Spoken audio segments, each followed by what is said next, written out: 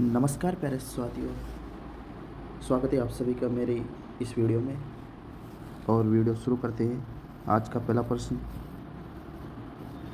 पहले प्रश्न के साथ, पियाजे ने बुद्धि को किसके प्रति समायोजन योग्यता के रूप में परिभाषित किया है? तो पियाजे ने बुद्धि को किसके प्रति समायोजन योग्यता के रूप में परिभाषित किया है? भौतिक और सामाजिक पर्यावरण। पियाजे ने भौतिक एवं सामाजिक पर्यावरण को बुद्धि के प्रति समायोजन योग्यता के रूप में परिभाषित किया है। दूसरा क्वेश्चन देखते हैं। किस विद्वान ने नैतिक वृद्धि की अवस्था की अवधारणा प्रस्तुत की है? कोलबर्ग ने नैतिक वृद्धि की अवस्था की अवधारणा प्रस्तुत की है कोलबर्ग ने। तो नैतिक गुणों का सिद्धांत किसने दिया है? कोलबर्ग ने। अगला क्वेश्चन देखते हैं। जीन पियाजे के अनुसार कोई बच्चा किस अवस्था में अपने परिवेश की वस्तुओं को पहचानने एवं उनमें विभेद करने लगता है? तो जीन पियाजे के अनुसार ऐसी कौन सी अवस्था है जिसमें बच्चा अपने परिवेश की वस्तुओं को पहचानने भी लग जाता है और उनमें अंतर भी स्पष्ट करने लग जाता है? तो ये अवस्था है पूर्व सक्रियात्मक अवस्था। पूर्व सक्रियात्मक अवस्था में क्या करता है बच्चा? अपने परिवेश की वस्तुओं को पहचानने भी लग जाता है और उनमें विभेद करने भी लग जाता है। चलो अगला क्वेश्चन देखते हैं। वाइगोस्टकी के अनुसार बच्चे अपने साथी समूह के सक्रिय सदस्य कब होते हैं? वाइगोस्टकी के अनुसार बच्चे अपने सक्रिय समूह के सदस्य कब होते हैं? किशोर अवस्था में। वाइगोस्टकी ने कहा कि किशोर अवस्था में बच्चे अपने साथी समूह के सक्रिय सदस्य बन जाते हैं। अगला क्वेश्चन। फ्रॉइड के अनुसार किसी बच्चे में सामाजिकरण की प्रक्रिया हेतु सर्वोत्तम आयु होती है? फ्रॉइड के अनुसार किसी बच्चे में सामाजिकरण की प्रक्रिया हेतु सर्वोत्तम आयु होती है 5 वर्ष। तो फ्रॉइड ने कहा है कि 5 वर्ष की आयु में बच्चा सामाजिकरण की प्रक्रिया हेतु सर्वोत्तम आयु 5 वर्ष होती है। चलो अगला क्वेश्चन देखते हैं। बालकों के नैतिक विकास को समझने के लिए जीन पियाजे ने कौन सी विधि को अपनाया? बालकों के नैतिक विकास को समझने के लिए जीन पियाजे ने कौन सी विधि को अपनाया? साक्षात्कार विधि को। कौन सी विधि को? साक्षात्कार विधि को अपनाया। चलो अगला क्वेश्चन देखते हैं। बच्चे दुनिया के बारे में अपनी समझ का सर्जन करते हैं, यह कथन किस विद्वान का है? बच्चे दुनिया के बारे में अपनी समझ का सर्जन करते हैं, यह कथन किसका है? जीन पियाजे का। जीन पियाजे ने कहा, क्या कहा है? जीन पियाजे ने कहा है कि बच्चे दुनिया के बारे में अपनी समझ का सर्जन करते हैं, ये बात जीन पियाजे ने कहा है। अच्छी बात है। चलो अगला क्वेश्चन देखते हैं। यह कथन किसका है कि ज्ञानात्मक विकास नकल पर आधारित न होकर खोज पर आधारित होता है?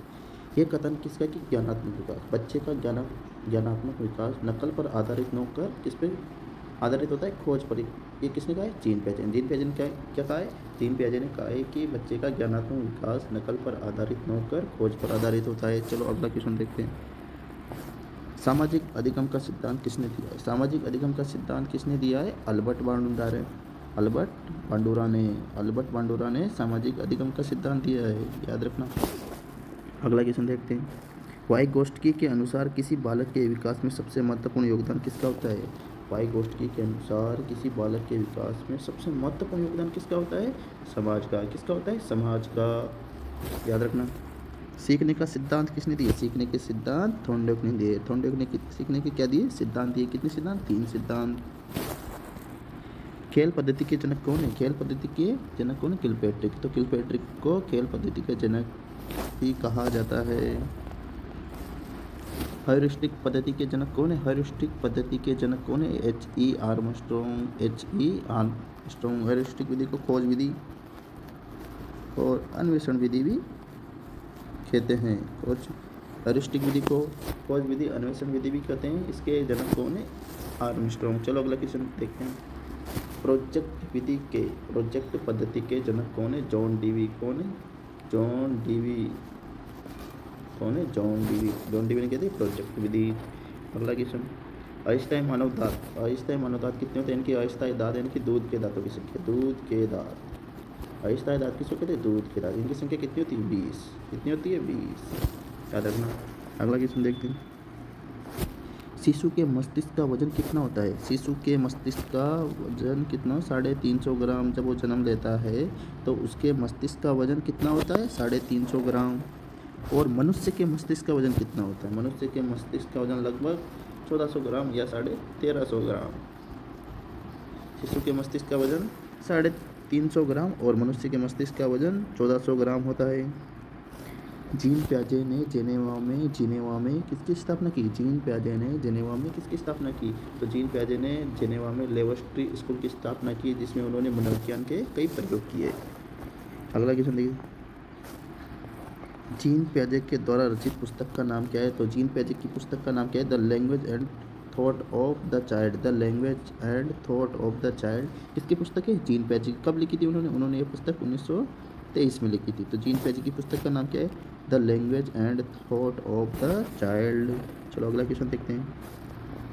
जीन पियाजे ने संज्ञानात्मक विकास को ध्यान में रखते हुए बालक की कितनी अवस्थाएं बताई? ये क्वेश्चन हर बार एग्जाम में आता है, कोई ना कोई से में जीन पियाजे का क्वेश्चन एग्जाम में आता है, चाहे सीटेट का हुआ, स्टेट हुआ, रीट हुआ, कोई सा भी स्टेट एग्जाम हुआ, जीन पियाजे का क्वेश्चन तो आता ही आता है। तो जीन पियाजे ने संज्ञानात्मक विकास की कितनी अवस्था बताई?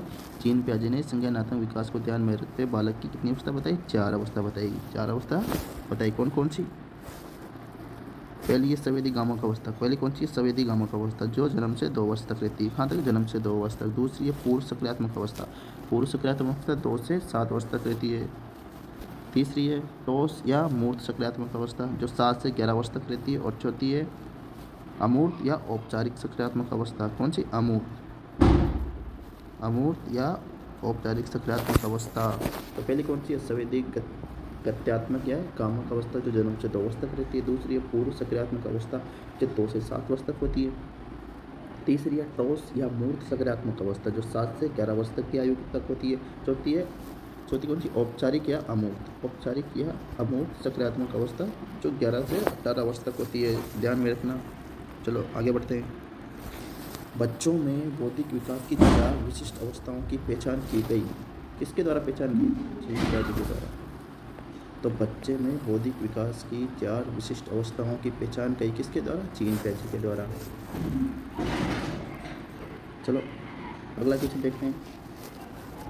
विकास कभी न समाप्त होने वाली प्रक्रिया, ये किसके से संबंधित है? विकास कभी न समाप्त होने वाली प्रक्रिया, यानी कि निरंतर चलने वाली प्रक्रिया है। कभी समाप्त नहीं हो रहा, तो निरंतर चल रहा है। कब से? जन्म से मृत्यु तक। जन्म से मृत्यु तक। ये कौन सा सिद्धांत है? निरंतरता का सिद्धांत। कौन सा सिद्धांत है? निरंतरता का सिद्धांत। विकास कभी न समाप्त होने वाली प्रक्रिया, ये विचार किससे संबंधित है? निरंतरता के सिद्धांत से। किससे संबंधित है? निरंतरता के सिद्धांत से। चलो अगला क्वेश्चन देखते हैं। प्राथमिक स्तर पर एक शिक्षक में निम्न में से किसे सबसे महत्वपूर्ण विशेषता मानना चाहिए? यानी कि प्राथमिक स्तर पर एक शिक्षक में सबसे महत्वपूर्ण विशेषता क्या होनी चाहिए? उसमें तो शिक्षक में तो धैर्य होना चाहिए और दृढ़ता होनी चाहिए। तो धैर्य और दृढ़ता प्राथमिक स्तर के शिक्षक में होना सबसे महत्वपूर्ण माना गया है। अगला क्वेश्चन देखते हैं। उत्तर बाल्यावस्था में बालक भौतिक वस्तुओं के किस आवश्यक तत्व में परिवर्तन समझने लगता है? उत्तर बाल्यावस्था में बालक कौन कौन सी भौतिक वस्तुएं हैं जिनमें आवश्यक रूप से परिवर्तन समझने लगता है? तो द्रव्यमान, संख्या और क्षेत्र। तो द्रव्यमान, संख्या और क्षेत्र में उत्तर बाल्यावस्था में बालक परिवर्तन समझने लगता है। अगला क्वेश्चन देखते हैं। दूसरे वर्ष में अंत तक शिशु का शब्द भंडार हो जाता है। दूसरे वर्ष के अंत तक, यानी कि दूसरे वर्ष के अंत तक शिशु का शब्द भंडार कितना हो जाए? 100 शब्द। तो मतलब 100 शब्द तो वो बोलने ही लग जाता है। चलो अगला क्वेश्चन देखते हैं। शर्म तथा गर्व जैसी भावना का विकास किस अवस्था में होता है? शर्म तथा गर्व जैसी भावना का विकास किस अवस्था में होता है? बाल्यावस्था में। तो बाल्यावस्था में शर्म और गर्व जैसी भावना का विकास हो जाता है। अगला क्वेश्चन देखते हैं। मैकडूगल के अनुसार मूल प्रवृत्ति जिज्ञासा का संबंध कौन से समय से? आश्चर्य। तो आश्चर्य जिज्ञासा में। मैकडूगल के अनुसार मूल प्रवृत्ति क्या है? जिज्ञासा। जिसका संबंध कौन से समय के? आश्चर्य से, भय का, क्रोध से। ठीक है, कितने बताए मैकडूगल ने? 14 मूल समय बताए, याद रखना। बाल्य अवस्था होती है 12 वर्ष तक। तो 12 वर्ष तक कौन सी अवस्था होती है? बाल्य अवस्था। अगला क्वेश्चन देखते हैं। शारीरिक विकास का क्षेत्र है। शारीरिक विकास का क्षेत्र है स्नायु मंडल शारीरिक विकास का क्षेत्र है। शरीर में फैले सूक्ष्म नाड़ियों के जाल को स्नायु मंडल कहते हैं। तो शरीर में जो फैले हुए सूक्ष्म नाड़ियों के जाल, उनको क्या कहते हैं? स्नायु मंडल कहते हैं। ये नाड़ी संस्थान भी कहलाता है। स्नायु मंडल से ही स्पर्श और दर्द जैसी अनुभूति होती है। तो शारीरिक विकास का क्षेत्र कौन सा है? स्नायु मंडल। चलो अगला देखते हैं। विवेचना रहित विचार की अवस्था मानी गई है। विवेचना रहित विचार की अवस्था मानी गई है 4 से 7 वर्ष। जो 4 से 7 वर्ष की अवस्था है, 4 से 7 वर्ष की जो अवस्था है वो विवेचना रहित विचार की अवस्था मानी गई है। अगला क्वेश्चन देखते हैं, बालक चलना किस वर्ष में सीख लेते हैं? प्राय बालक चलना किस वर्ष में सीख लेते हैं? लगभग 1.5 वर्ष की। तो लगभग 1.5 वर्ष की आयु में बालक प्राय चलना सीख लेता है। चलो अगला क्वेश्चन देखते हैं, शैक्षिक दृष्टि से बाल विकास की अवस्था है। शैक्षिक दृष्टि से बाल विकास की अवस्था है शेषावस्था, बाल्यावस्था, किशोरावस्था। कौन कौन सी? शेषावस्था, बाल्यावस्था, किशोरावस्था, ये बाल विकास की अवस्थाएं हैं। अगला क्वेश्चन, बालक में सर्वप्रथम भय, क्रोध और प्रेम के संवेग विकसित होते हैं। ये कथन किसका है? वाटसन। तो वाटसन ने क्या कहा है कि बालक में सर्वप्रथम भय, क्रोध तथा प्रेम जैसे संवेग विकसित हो जाते हैं। तो वाटसन ने कहा है कि बालक में सर्वप्रथम कौन कौन से संवेग विकसित हो जाते हैं? भय, क्रोध, प्रेम संवेग विकसित हो जाते हैं। ये बात किसने कही है? वाटसन ने। चलो अगला क्वेश्चन देखते हैं, प्रथम बाल निर्देशन केंद्र किसके द्वारा खोला गया? प्रथम बाल निर्देशन केंद्र किसके द्वारा खोला गया है? विलियम हीली के द्वारा। विलियम हीली के द्वारा प्रथम बाल निर्देशन केंद्र खोला गया। अगला क्वेश्चन देखते हैं, किसकी क्रियाशीलता का संबंध मनुष्य की पाचन क्रिया से भी होता है? किसकी क्रियाशीलता का संबंध मनुष्य की पाचन क्रिया से भी होता है? तो अधिवर्त ग्रंथि। अधिवर्त ग्रंथि का संबंध मनुष्य की पाचन क्रिया से भी होता है। अगला क्वेश्चन देखते हैं, वातावरण वह बाहरी शक्ति है जो हमें प्रभावित करती है। वातावरण वह बाहरी शक्ति है जो हमें प्रभावित करती है। किसने कहा है? रोशनी। रोशनी क्या कहा है कि वातावरण को बाहरी शक्ति है जो हमें प्रभावित करती है, याद रखना। अगला क्वेश्चन देखते हैं, बुद्धि परीक्षण निर्माण के जन्मदाता कौन है? बुद्धि परीक्षण निर्माण के जन्मदाता कौन है? अल्फ्रेड बिने। कौन है? अल्फ्रेड बिने। अगला क्वेश्चन देखते हैं, ब्रिजेश के अनुसार उत्तेजना भाग है। ब्रिजेश के अनुसार उत्तेजना भाग है संवेगात्मक विकास का। संवेगात्मक विकास का। अगला क्वेश्चन देखते हैं, तर्क, जिज्ञासा तथा निरीक्षण शक्ति का विकास किस आयु स्तर तक हो जाता है? इनकी तर्क करना सीख जाता है, जिज्ञासा उसमें उत्पन्न हो जाती है, निरीक्षण शक्ति इनकी निरीक्षण करने लग जाता है का विकास उसमें कौन सी आयु तक हो जाता है? इनकी बाल्यावस्था तक। बाल्यावस्था इनकी 11 वर्ष की अवस्था तक उसमें ये विकास हो जाता है, बाल्यावस्था तक। अगला क्वेश्चन देखते हैं, शिक्षा मनोविज्ञान की उत्पत्ति मानी जाती है। यानी कि शिक्षा मनोविज्ञान की उत्पत्ति कब हुई है? 1900 में। पहला ऑप्शन है 1900, दूसरा है 1910, तीसरा है 1936 और चौथा है 1947। पहला ऑप्शन है 1900, दूसरा है 1910, तीसरा है 1937, चौथा है 1947। शिक्षा मनोविज्ञान की उत्पत्ति कब हुई? 1900 में। क्या राइट आंसर क्या है? पहला ऑप्शन। 1900 में क्या हुई? शिक्षा मनोविज्ञान की उत्पत्ति। नेक्स्ट क्वेश्चन, शिक्षा मनोविज्ञान के जनक कौन माने जाते हैं? तो शिक्षा मनोविज्ञान के जनक कौन? पहला ऑप्शन है कॉल्सन, दूसरा है टेवर, तीसरा है थॉर्नबर्ग और चौथा स्किनर। तो इसका राइट आंसर होगा थॉर्नबर्ग, तीसरा ऑप्शन। तो शिक्षा मनोविज्ञान के जनक कौन है? थॉर्नबर्ग। नेक्स्ट क्वेश्चन देखते हैं, शिक्षा मनोविज्ञान व्यक्ति के जन्म से वृद्ध अवस्था तक के अधिगम अनुभवों को अभिव्यक्त करता है। किसका कथन है? शिक्षा मनोविज्ञान व्यक्ति के जन्म से लेकर वृद्ध अवस्था तक के अधिगम अनुभवों को व्यक्त करता है। किसका कथन है? पहला ऑप्शन है वारेन, दूसरा है वैलेंटाइन, तीसरा है वुडवर्थ, चौथा है क्रो एंड करो। तो इसका सही आंसर होगा क्रो एंड करो। क्रो एंड करो ने क्या कहा है कि शिक्षा मनोविज्ञान व्यक्ति के जन्म से लेकर वृद्ध अवस्था तक के अधिगम अनुभवों को अभिव्यक्त करता है। यह कथन किसका है? क्रो एंड करो का। अगला क्वेश्चन देखते हैं, मनोविज्ञान वो विज्ञान जो प्राणी तथा वातावरण के मध्य पारस्परिक संबंधों का अध्ययन करता है। मनोविज्ञान वो विज्ञान है जो प्राणी तथा वातावरण के मध्य पारस्परिक संबंधों का अध्ययन करता है। ये कथन किसका है? पहला ऑप्शन है वारेन, दूसरा है वैलेंटाइन, तीसरा है थ्रस्टन, चौथा है स्टर्न। तो इसका राइट आंसर होगा पहला ऑप्शन है कौन? वारेन। वारेन ने क्या कहा कि शिक्षा मनोविज्ञान वो विज्ञान जो प्राणी तथा वातावरण के मध्य पारस्परिक संबंध स्थापित करता है। नेक्स्ट क्वेश्चन, साइकोलॉजी शब्द की उत्पत्ति कब हुई है? चलो, साइकोलॉजी शब्द की उत्पत्ति किस भाषा में हुई है? तो पहला ऑप्शन है ग्रीक, दूसरा है जर्मन, तीसरा है लैटिन, चौथा है साइकोलॉजी शब्द की उत्पत्ति कौन सी बात है? ग्रीक भाषा। तो ग्रीक भाषा कहते हैं psyche plus लोगस। Psyche plus लोगस। Psyche का अर्थ आत्मा और लोगस का अर्थ अध्ययन करने की आत्मा का अध्ययन। आत्मा का अध्ययन क्या है? साइकोलॉजी। तो साइकोलॉजी शब्द की उत्पत्ति किस भाषा से मानी जाती है? ग्रीक भाषा से। यहाँ पे बहुत से लैटिन में कंफ्यूज होते हैं, लेकिन ऑप्शन में ग्रीक दे रखा है तो ग्रीक ही लगाएंगे। नेक्स्ट क्वेश्चन देखते हैं, मनोविज्ञान को व्यवहार का विज्ञान, मनोविज्ञान को व्यवहार का शुद्ध विज्ञान किसने कहा है? यानी कि मनोविज्ञान को व्यवहार का शुद्ध विज्ञान किसने कहा है? पहला ऑप्शन है कॉलर, दूसरा है वाटसन, तीसरा है वुडवर्थ, चौथा है स्किनर।